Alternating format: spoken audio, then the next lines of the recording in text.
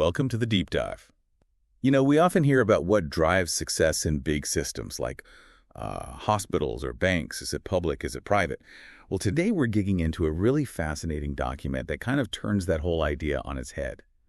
Our mission here is to figure out what really makes these systems work well, looking closely at what this source says, challenging some, maybe, common ideas. It's not just about ownership labels, it's about how things get done, and importantly, who actually benefits in the end. Yeah, what's really striking is how direct this source is. It doesn't mess around. It just cuts straight past public, private, and asks, what actually makes something work? And maybe more critically, work for whom? Okay, let's jump right in then. The document makes a pretty bold statement almost immediately. It says, privatizing processes, and I'm quoting here, never the solution to innovate these processes. Wow. Wow. And it adds that it often just makes a few people richer. That really pushes back against a common argument, doesn't it? Oh, absolutely. It's a direct challenge. And the source does concede there's maybe a chance things get better structured after privatization, but it calls that basically luck, depending on the capabilities of the ones that got enriched. Most of the time, though, it argues the processes deteriorate and the average Joe is worse off. So maybe a slicker front, but worse service for most people. Okay. So if going private isn't the answer, what does the document say does actually improve things? It seems to really hammer this point.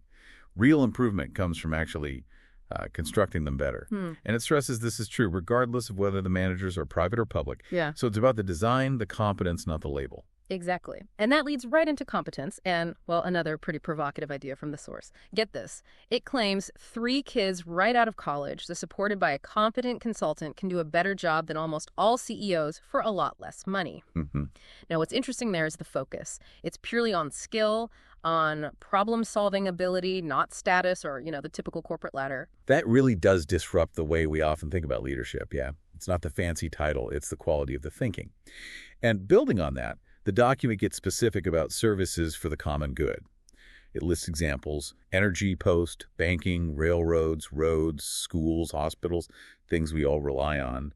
And it argues these should be public companies run by competent people with proper return on their hard work. Enriched. It draws a pretty clear line.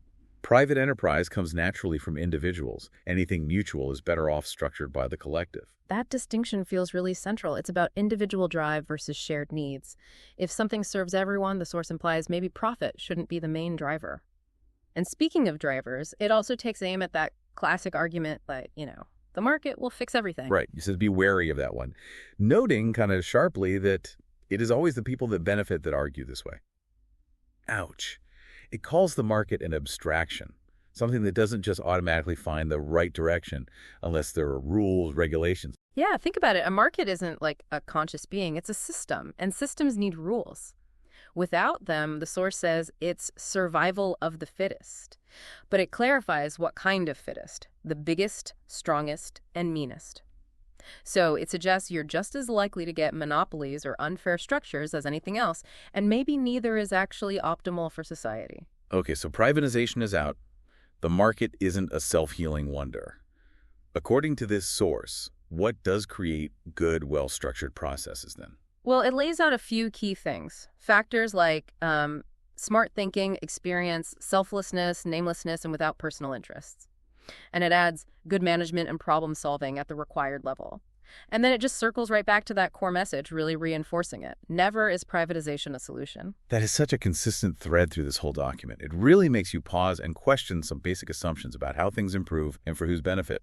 It absolutely does. I think the main thing you walk away with from this source is just how much it questions whether ownership, public or private, is really the main thing driving efficiency or innovation. It keeps pushing the focus back towards, the quality of management, the goal of collective benefit, and just the basic motivations of the people in charge. So maybe the thought to leave you with is this: when you look at any system, any service you use, public or private, how much are we really judging it on that smart thinking, experience, and selflessness the source talks about versus just, the ownership tag?